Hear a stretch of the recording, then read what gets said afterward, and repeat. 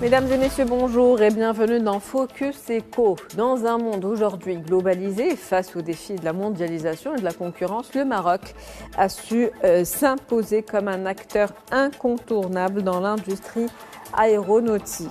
L'accent est mis sur le renforcement des écosystèmes industriels, en particulier dans des secteurs stratégiques. En chiffres, ce secteur donc, de l'aéronautique représente à peu près 250 entreprises. Durant les 2 dernières années, le secteur a franchi le cap symbolique des 20 milliards de dirhams à l'export, un secteur qui génère actuellement à peu près 20 000 emplois directs. Un secteur qui s'impose aussi désormais comme un pilier de l'économie nationale en contribuant à hauteur de 2,5% au PIB.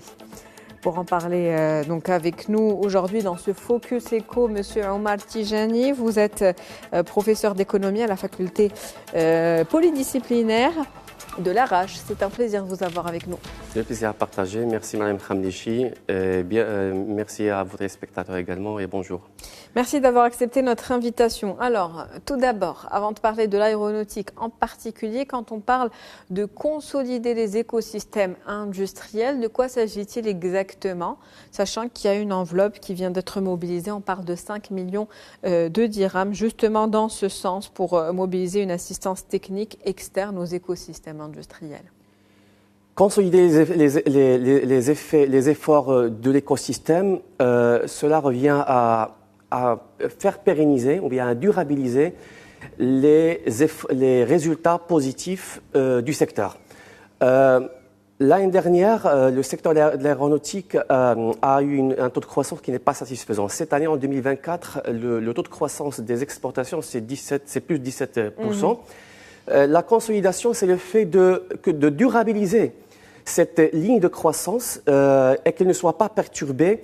Il faut savoir que le secteur est face à des défis de taille. On parle de la perturbation de la chaîne d'approvisionnement mondiale. On parle de la fluctuation des prix de la matière première au niveau international. On parle de la rareté de la main-d'œuvre. On parle des défis environnementaux. Alors le secteur, il se porte bien au Maroc, mais il n'est pas à l'abri des fluctuations macro de l'écosystème international et mondial. Également les enjeux de la demande internationale. Le fait de consolider l'écosystème, cela veut dire, on va simplifier, de garder les entreprises multinationales au Maroc, qui ne partent pas, qui restent au Maroc. Sachant entre parenthèses qu'il y en a certaines entreprises qui, des fois, ils déménagent, ils reviennent à on appelle ça le phénomène de la relocalisation, et attirer d'autres entreprises étrangères, d'autres firmes multinationales étrangères, et remplir, entre parenthèses, Midpark, qui est à côté de Noissal, et construire des extensions de ce cluster aéronautique marocain. Un certain nombre d'entreprises étrangères, mais également impulser une dynamique au niveau des PME marocaines, n'est-ce pas? Oui, oui, les PME sont... Pour les intégrer dans cet écosystème. Exactement.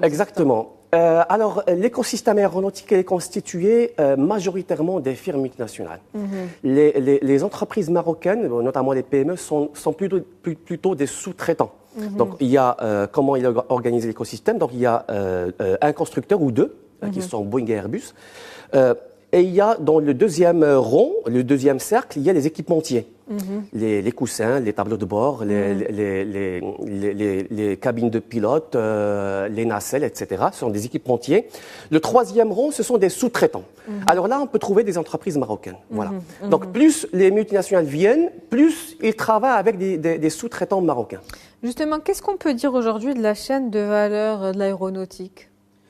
La chaîne de valeur, la chaîne de valeur aéronautique alors c'est un peu compliqué comme l'avion à construire. Pour une pièce d'avion, on va parler du tableau de bord par exemple. On va parler du tableau de bord. La chaîne de valeur, c'est toutes les composantes qui intègre,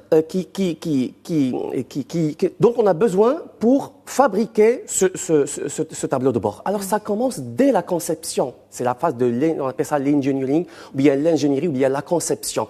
C'est une phase importante de la chaîne de valeur et qui s'accapare de la plus grande valeur ajoutée, c'est la R&D. Donc la conception, la fabrication, on appelle ça le manufacturing, et la maintenance. Donc, grosso modo, ce sont les trois, si vous voulez, étapes de la chaîne de valeur d'une pièce majeure de l'avion. Et ainsi de suite, pour parler de la chaîne de valeur globale de l'avion, c'est la somme des pièces majeures qui la composent. Donc, conception, fabrication, maintenance, ce sont les maillons clés de la chaîne de valeur aujourd'hui au niveau du secteur aéronautique. Oui. Vous avez parlé tout à l'heure de groupes importants internationaux qui sont présents au Maroc. Vous avez parlé également d'équipementiers. Comment essayer de relocaliser peut-être un certain nombre d'activités liées à ce secteur vers le Maroc aujourd'hui ? Alors maintenant, le travail il est de plus en plus facile. Pour aller au-delà de ce que vous disiez tout à l'heure quand vous parliez donc des entreprises marocaines comme étant des sous-traitants. Oui, alors le défi pour les PME marocaines, c'est de remonter la filière. C'est ça. Donc voilà, une entreprise marocaine qui travaille en partenariat, qui est un sous-traitant entre guillemets d'un donneur d'ordre étranger à Midpark, doit essayer de remonter la filière, c'est-à-dire faire le travail de son donneur d'ordre, c'est-à-dire augmenter la valeur ajoutée du produit qu'il livre. Donc, aller donc vers la conception et la fabrication. Oui, c'est ça. Plutôt que les services de... Ou en complément de ces services. Oui, voilà. Complémenter son donneur d'ordre. Et c'est ça, le marché il est concurrentiel, il faut remonter dans la filière. Au Maroc, je rappelle que la chaîne de valeur, c'est un continuum. C'est un continuum. Il y a des entreprises qui font des travaux, entre guillemets, sans grande valeur ajoutée. On fait du piercing, ils percent de la tôle, ils renvoient ça aux clients. Jusqu'à la plus grande valeur ajoutée, où on conçoit carrément des tableaux de bord embarqués, on conçoit des pièces de moteurs, voire des moteurs tout entiers. C'est le groupe canadien Pratt & Whitson, je crois, il s'est récemment implanté à Midpark et qui fabrique carrément des moteurs d'avion dans le royaume. Donc, pour la PME marocaine, il faut essayer de progressivement enrichir le métier qu'elle fait du moins valeur ajoutée jusqu'à la plus grande valeur ajoutée. Et c'est un défi. C'est un défi, entre parenthèses, qu'on retrouve dans le textile également, qui travaille avec des sociétés espagnoles, des sociétés du textile marocaines. Certaines ont réussi et ils sont restés concurrentiels. D'autres n'ont pas réussi dans ce défi de remonter la filière et ils ont fait faillite malheureusement. Donc remonter la filière, c'est ce qu'on doit faire dorénavant. Oui, en mettant plus de technologie et de valeur ajoutée. Et justement, pour ce faire, plus de valeur ajoutée, plus de technologie, plus de compétences, il y a certainement des investissements qui doivent être mobilisés. Et justement, où en est-on aujourd'hui par rapport aux investissements dans le secteur et à l'innovation également ? Alors, la tâche maintenant, elle est de moins en moins facile. C'est une boule de neige qui s'accélère et de plus en plus. Je rappelle, si vous me permettez, Mme Khamichi, ce que nous vivons maintenant, le 17% de taux des exportations et le 21 milliards de dirhams à l'exportation, 21 000 emplois et 140 entreprises, ce n'est pas le fruit de maintenant. C'est 25 ans de travail acharné du royaume, de l'État.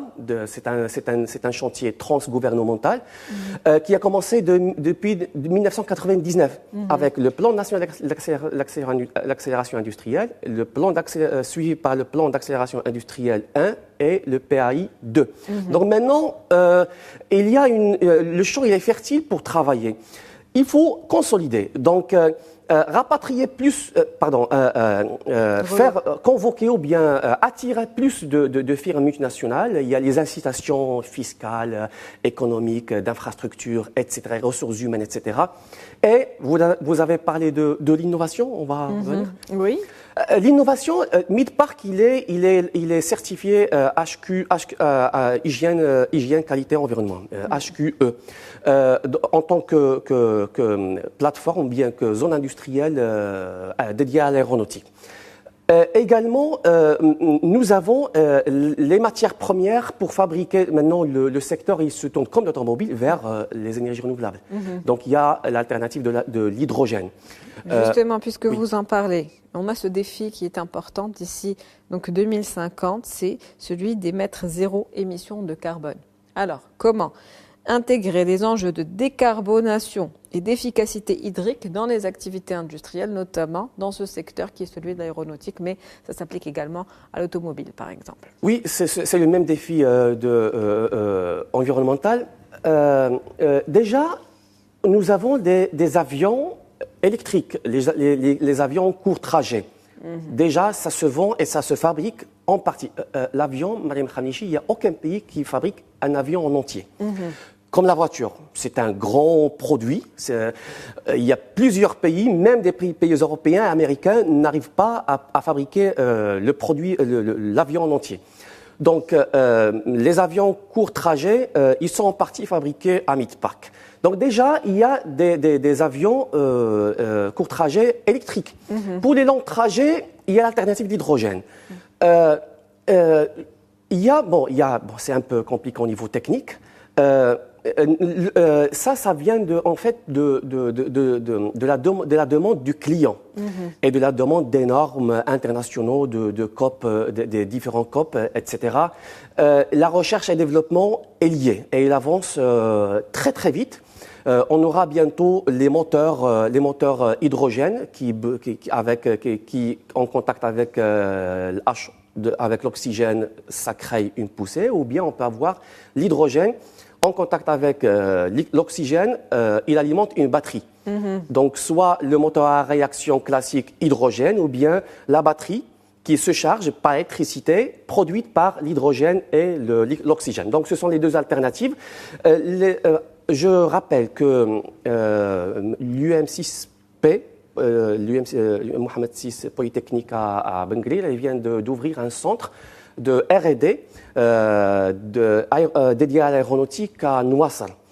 On travaille avec Boeing sur ça, sur le futur du moteur non thermique, donc c'est hydrogène, pour équiper des voitures, équiper des avions de demain. Voilà. En tout cas, des mesures qui sont mises en place, il y a une réelle volonté qui est là de développer ce secteur. Merci à vous, Monsieur Omar Tijani. Je rappelle que vous êtes professeur d'économie à la faculté polydisciplinaire de l'Arrache. C'était un plaisir de vous avoir avec nous ce soir pour parler de ce secteur important de l'économie nationale. Le plaisir est partagé. Merci à vous et à votre spectateur. Merci. C'est la fin du Focus Eco pour aujourd'hui. On se retrouve demain avec un nouvel invité, nouveau sujet. Très bonne journée. Merci pour votre fidélité.